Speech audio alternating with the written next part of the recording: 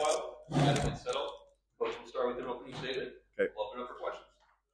Yeah, look, you win by 30 at home, and you defend pretty well. You rebound the ball pretty well. A lot to be pleased with. I thought we really took a step forward offensively tonight in terms of our ball movement and the ball not sticking, in people's hands for very long. We had 22 assists on 30 baskets, which is phenomenal. We'll take that every night. That was a pretty common occurrence with last year's team, but with this year's team, it hasn't been. So it was nice to see that because we talked about it.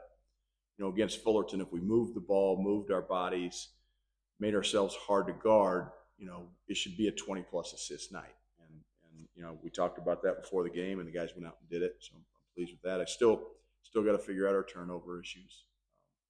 We find, it's amazing. We just find new ways to turn it over. Like we had one tonight where we wide open on a back screen and we're not looking for the ball and it goes out of bounds. Like I've not seen a turnover like that, maybe 15 years. I don't know.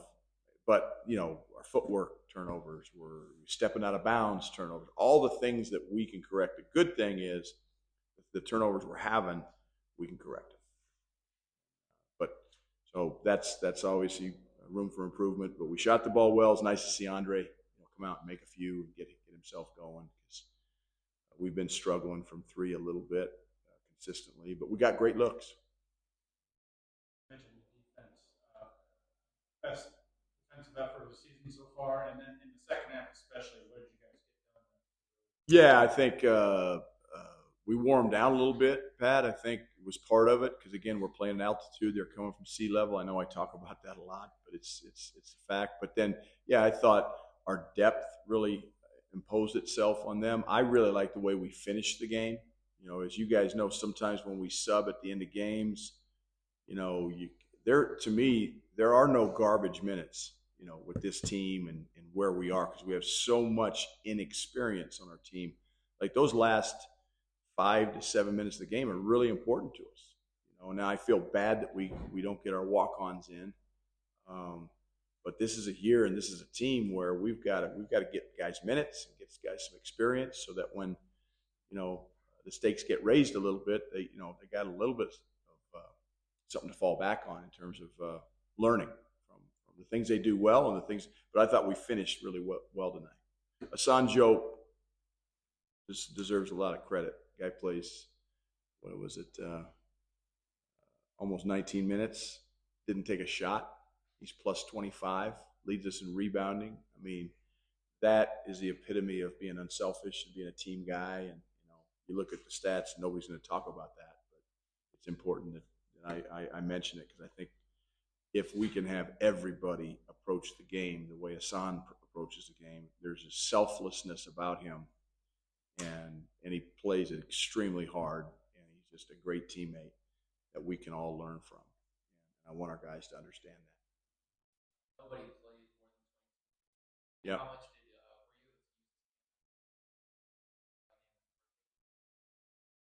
Yeah, I wanted to get guys minutes. Harrison Carrington is a good player. He did some good things when he was out on the floor tonight. Did some things that he can learn from.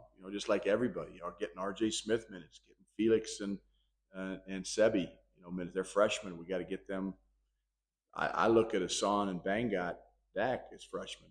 They played a little bit last year, but they didn't get meaningful minutes last year. So we got a lot of returning guys and new guys that are inexperienced. Now, Elijah's got a lot of experience, and Trevor's got a lot of experience, and Andre's got a lot of experience. Maybe not together, but again, they played a lot together. They played a lot together against Eastern Washington and Northern Colorado. So it was nice to see our offense take a step forward tonight when the lights were on.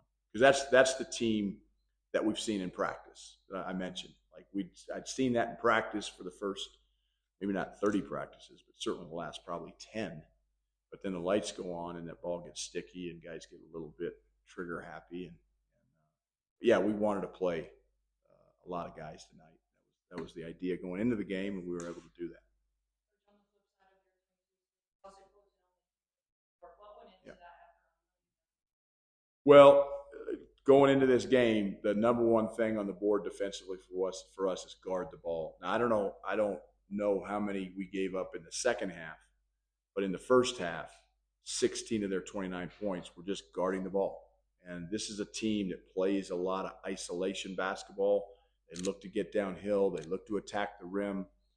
Coming into this game, they were averaging 24 free throws attempted per game. They got 17 up tonight, more than our 14, which usually doesn't happen at home. So, it was a big game to guard the ball. And when you play ISO basketball, you're not going to get a lot of assists. So it was a great game for us to learn on guarding the ball. I don't know how many points we gave up in the second half guarding the ball, but against Eastern Washington, we gave up, I think, 16 points guarding the ball. Against Northern Colorado, 25. I bet we gave up probably at least 25, if not more, tonight. But that's what Fullerton does. So you got to just play without fouling and keep the ball in front of you and contest shots. We knew that they would have trouble with our length, scoring over us, because we have more size than them, and they did. So we just got to keep playing without fouling. Compared to the last two games, tonight kind of felt like smooth cruising. Felt like you guys had control for most of the games. How do you feel like this team's starting to mesh? Yeah, I think, again, playing how you practice. Play how you practice. Like when you come out here and the lights are on, the stands are full, and the cameras are rolling, like you don't become a different dude. But we had some guys playing differently the first two games, especially on offense. So yeah, I think that's a step forward, and I got to build upon that. And our guys have to understand that's what's going to make this team good. It's not going to be one guy.